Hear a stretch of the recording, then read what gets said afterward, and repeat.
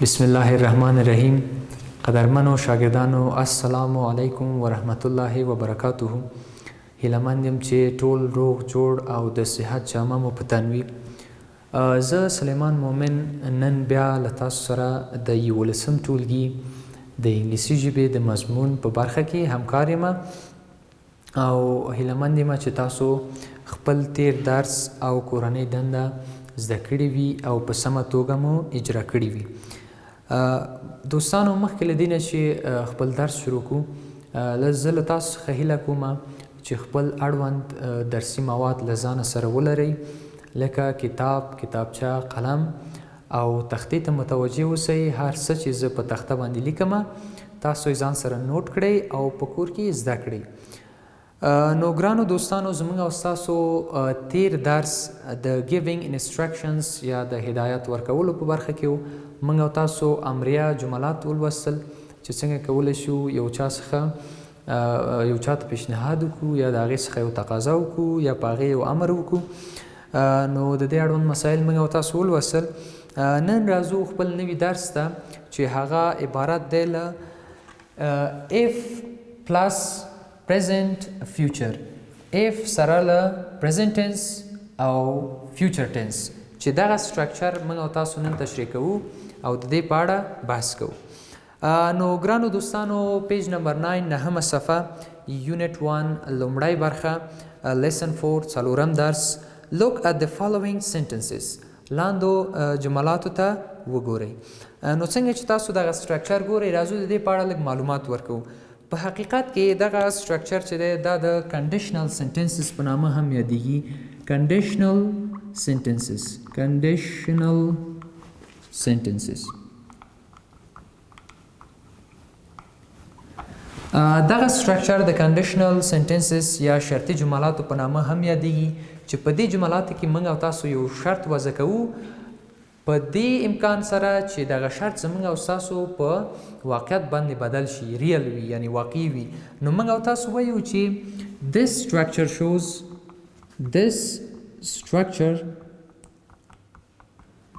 shows a real condition.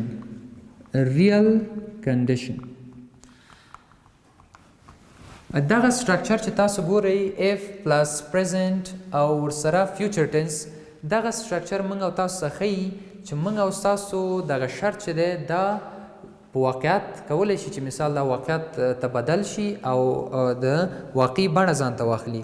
لکه موږ او تاسو مثال ورکوو د دې سټرکچر په استفادې سره موږ او تاسو وایو چې د مثال په توګه چې if موږ او تاسو وایو چې if I have money I will buy a car. I will buy a car. ګورئ ګرانو دوستانو خو متوجه اوسئ if I have money I will buy a car. که چیرې زه پیسې ولرم زه به یو موټر واخلم. نو موږ او تاسو سټرکچر کې ګورو چې دلته موږ او تاسو سره if استفاده شوی دی او په پریزنټ ټنس کې موږ او تاسو لرو I have money دا خپله یو ساده زمان دی، حال زمان دی. I will buy a car دا فیوچر یا راتلونکې زمانه ده چې موږ او تاسو د سټرکچر په استفادې سره دا موږ او تاسو زده کړه. if I have money که چیرې زه پیسې ولرم I will buy a car زه به یو موټر واخلم. نو دا یو واقعي شرط دی که چیرې تاسو سره پیسې وي نو ته حتما موټر اخلئ. چې یعنی واقعیت ته امکان د دې وي چې دغه شرط زموږ واقعیت ته بدل شي موږ او تاسو د دې سټرکچر نه موږ او تاسو څه کوو کار اخلو. بل سټرکچر چې موږ او تاسو سره دی هغه if plus present instruction دی. که چیرې دا تاسو نوٹ کړي وي نو زه به دا پاکم. موږ او تاسو سره بل سټرکچر چې دی هغه عبارت دی له if plus present او instructions. موږ او تاسو سره عنوان دی if plus present او instructions. موږ او تاسو په دې باندې پوهیږو ګرانو شاګردانو چې instructions هدایاتو ته وایي او if زموږ او تاسو شرط دی او present زموږ او تاسو حال زمانه ده. نو موږ او تاسو وایو چې if سره له present موږ او تاسو ورسره instruction یو ځای کو نو دا کومه جمله جوړي موږ او تاسو وایو چې if you see د مثال په توګه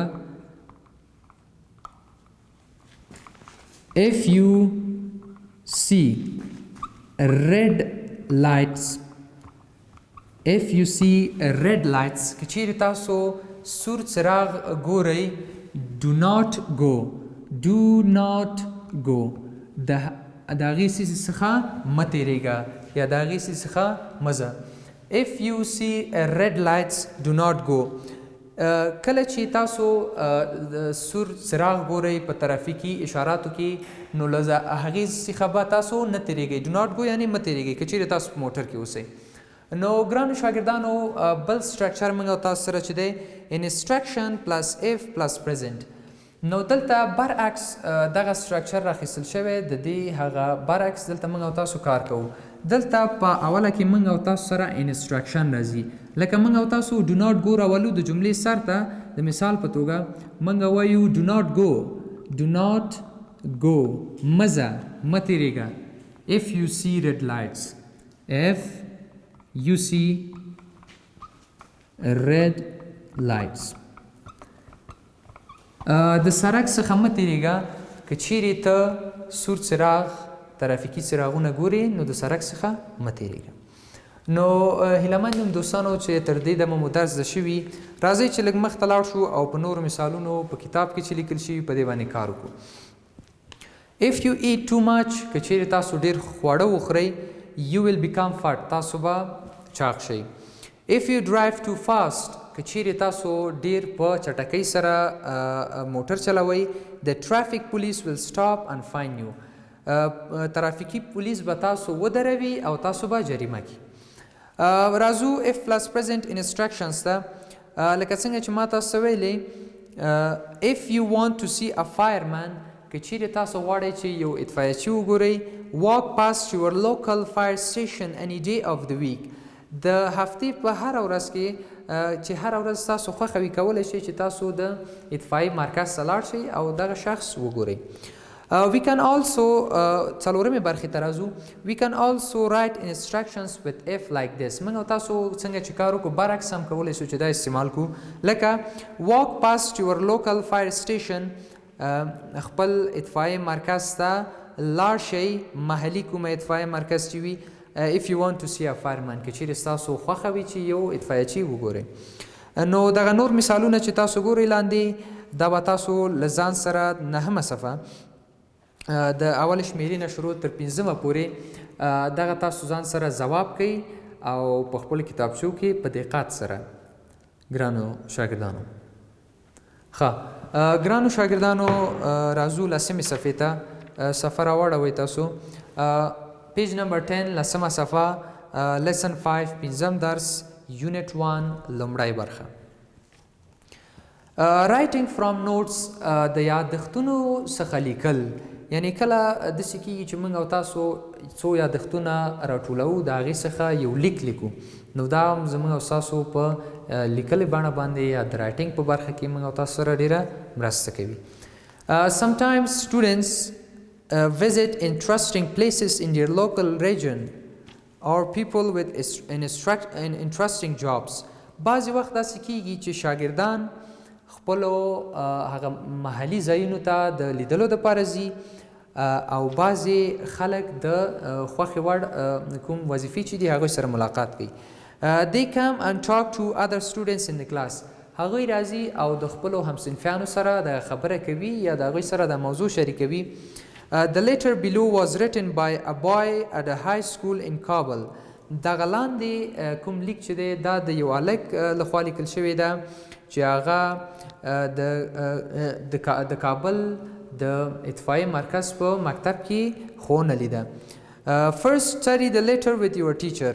په اول کې تاسو دغه نامه چې کوم یو ده یا کوم لیک چې دی دا خپل استاد سره تاسو ولولئ ګورئ شاګردانو په اوله برخه کې د کمانډر سنټرل فایر سټیشن یعنی کمانډر موږ او تاسو وایو هغه امر کوونکي ته قمندان ته فون نمبر د دې شخص هغه د ټلیفون شمیره چې ده په دغه ځای کې لیکل کیږي.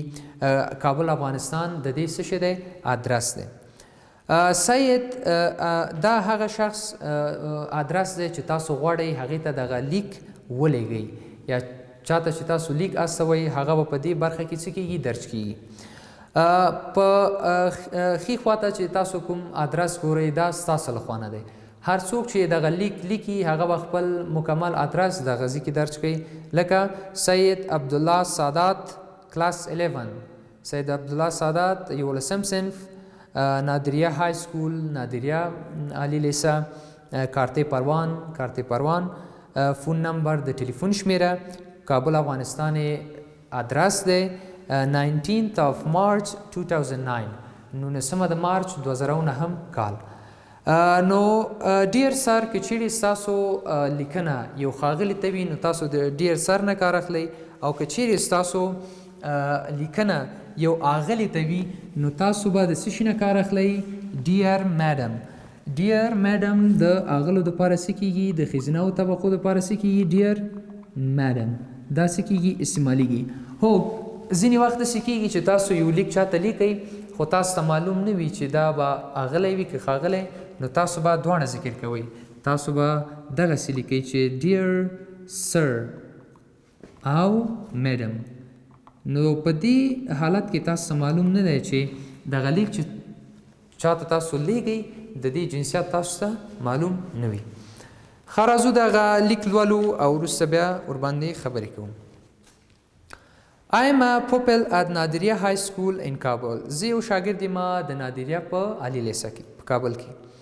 I and my classmates are learning about fire station and firemen at the moment in our English classes. مونږ همدا مهال د خپل استاد نه د کابل د اطفائي مرکز په اړه ښوونه ترلاسه کوو.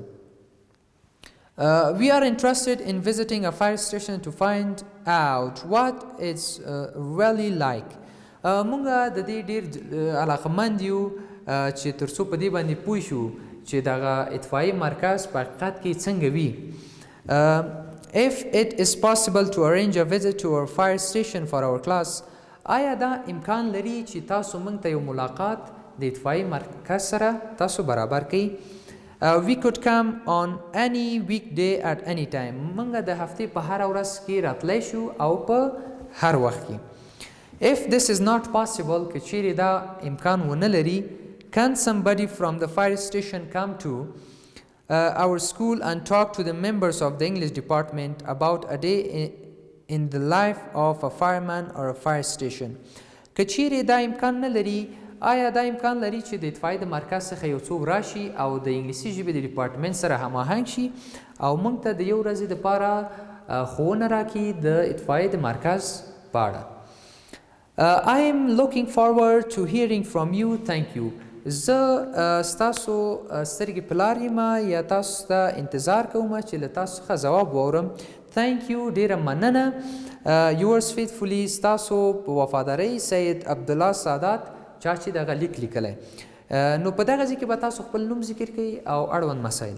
نو ګرانو دوستانو هیله مند یم چې تاسو درس نن زده شوي وي او تاسو کورنۍ دنده چې وه دغه برخه چې تاسو ګورئ دا ځینې یادښتونه دي د دې څخه تاسو کولی شئ چې یو لیک ولیکئ. دا ستاسو کورنۍ دنده ده. دا ځان سره په کور کې په سمه توګه ولیکئ یاداشت یې کوئ او د دې څخه یو لیک تاسو ولیکئ. نو تر بیا چې زه ستاسو درانه حضور ته حاضرېږم تاسو په پاک الله سپارم. خدای پامان.